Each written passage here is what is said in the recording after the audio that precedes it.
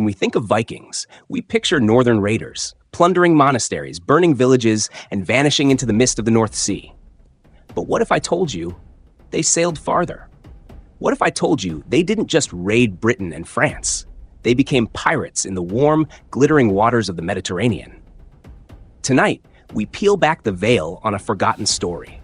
The Vikings as Mediterranean pirates, carving their way into the heart of a world they didn't belong to. Stay with me until the end, because what you're about to discover is not the Viking history you were taught, and their most infamous leader was a man who dared to raid Rome itself.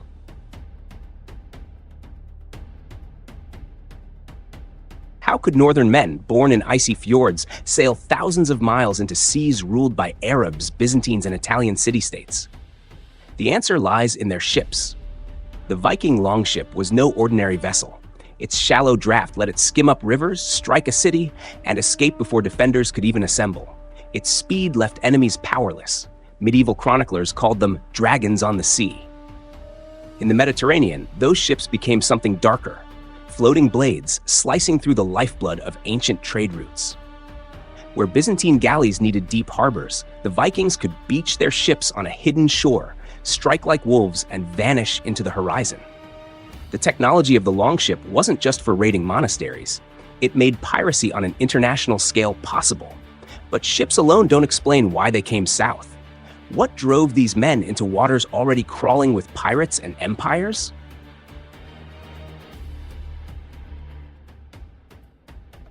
The Mediterranean of the 9th century was the beating heart of the known world. To the west, the Arab Caliphate ruled over Spain and North Africa, their markets heavy with silver, ivory, and spices from across the Sahara. To the east, the Byzantine Empire, heir to Rome, stood glittering with wealth, its ships carrying silks and gold through the Bosporus. And in between, the Italian ports of Amalfi, Pisa, and Venice thrived as middlemen, shuttling riches between east and west. It was a world drenched in luxury. But luxury invites greed. For all its glory, the Mediterranean was also vulnerable.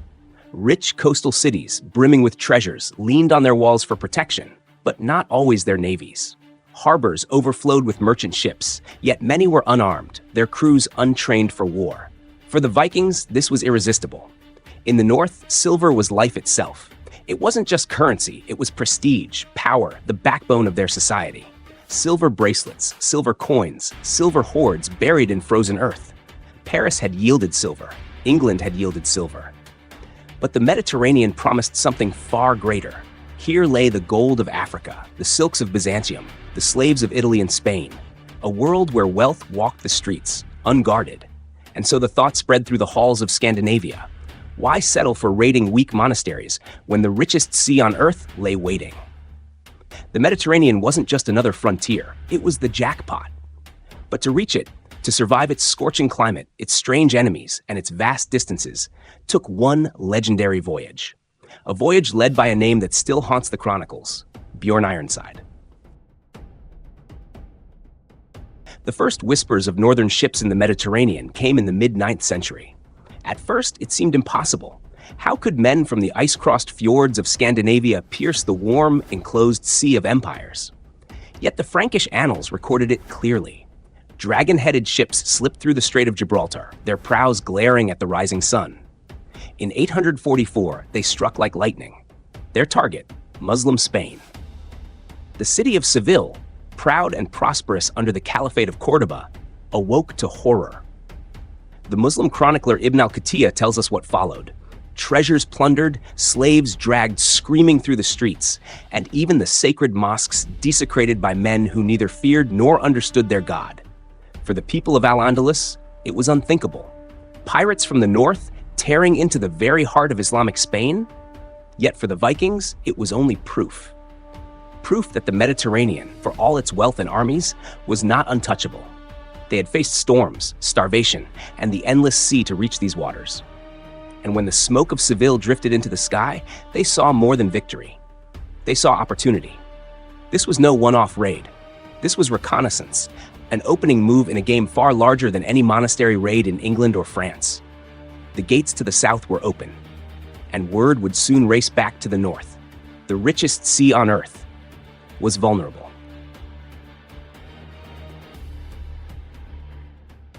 It was around the year 859 when the Mediterranean truly trembled.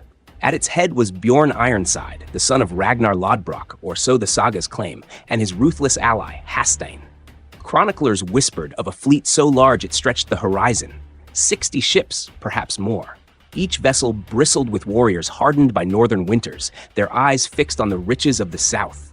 They carved their path with fire. First, they slashed across the Iberian coast, then through the Strait of Gibraltar, the gateway to the richest waters on earth. From there, the wolf pack descended on the Balearic Islands, a staging ground for greater hunts. But they did not stop. Sicily burned under their axes, its villages reduced to ash. Corsica felt their fury. Even the markets of North Africa, long used to Berber corsairs and Arab raiders, reeled at this new horror from the sea. Entire populations were seized, chained, and shipped back to the longships, destined to be sold in foreign markets. The Mediterranean had seen pirates before. But these were not pirates. These were predators who answered to no empire, no caliph, no emperor. Where others bargained, the Vikings demanded nothing. They struck without warning, spared no one, and melted away before resistance could rally. Björn Ironside's expedition proved the unthinkable, that men from the frozen north could dominate seas thousands of miles from home, seas once thought untouchable. But their ambition didn't stop at islands and villages. Their eyes turned toward Italy itself, and the eternal city, Rome.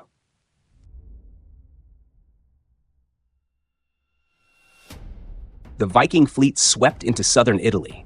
Amalfi, Pisa, and towns along the Tyrrhenian coast trembled. Even Sicily, then contested by Byzantines and Muslims, was ravaged. But their boldest strike was against the city they believed was Rome itself. Chroniclers tell us the Vikings tricked their way into the fortified city of Luni, north of Pisa. Disguised as dying men, they begged the bishop for baptism before death. The bishop allowed them inside, and once the gates opened, the corpses leapt up, swords drawn, and slaughtered the city.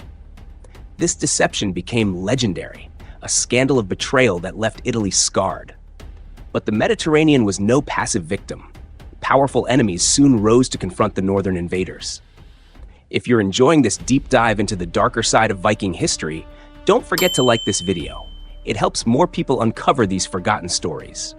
And if you're new here, subscribe and ring the bell so you never miss our next tale of history's mysteries, betrayals, and scandals. The Mediterranean was no stranger to pirates. For centuries, Berber corsairs from North Africa had prowled these waters, seizing Christian ships and selling their crews into slavery. Byzantine freebooters harassed Arab traders, while Christian raiders struck their Muslim rivals whenever opportunity arose. Piracy was part of the ecosystem here, an accepted, if dangerous, way of life. But the Vikings were different. They were outsiders, wolves that did not belong in the pack. They didn't know the unspoken rules of the sea, ransom negotiations, tribute demands, or seasonal truces. They cared nothing for treaties or politics. They came only for blood and treasure. Chroniclers of the time were horrified. Arab historians who described corsair raids with matter-of-fact detail suddenly shifted their tone when writing of the Norsemen. Their attacks were described not just as thefts, but as storms of violence. Where local pirates sought profit, the Vikings seemed to revel in chaos. It was wolf against wolf, but the northern wolves were hungrier. They tore through coastlines with a ferocity that shocked even the hardened Mediterranean world. Yet their ferocity carried a price. The Mediterranean was not the forgiving north. Its waters were watched, its cities defended, its empires powerful. And when the south struck back, it struck with fire.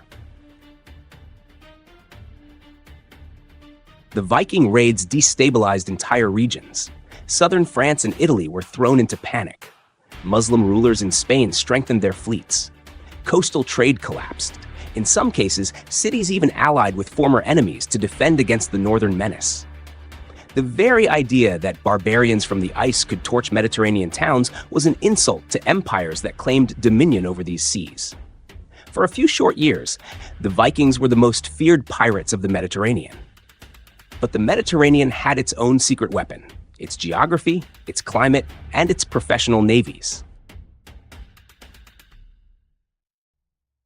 The Mediterranean was no northern fjord. The climate burned their skin, storms tore their sails, and diseases ravaged their crews. Unlike northern rivers, Mediterranean cities had fleets that could pursue and corner raiders. Byzantine galleys, with their Greek fire, were nightmares for wooden ships. And so, one by one, Viking fleets were hunted down. Survivors limped home, broken, their dreams of domination burned in the southern sun. The Mediterranean had shown its teeth, and it bit hard. But what remains is the legacy. How did these raids change the Viking world and the Mediterranean itself? By the 860s, large-scale Viking raids in the Mediterranean dwindled. Chroniclers stopped mentioning them. The dream of sustained piracy had collapsed, but their legacy remained. They had tested the might of the Mediterranean empires. They had exposed weaknesses, burned cities, and left scars. Even in failure, they proved the reach of Viking ambition, from icy Scandinavia to the heart of Rome's shadow. The Mediterranean was never the same again. It had tasted northern steel. But perhaps the greatest mystery remains.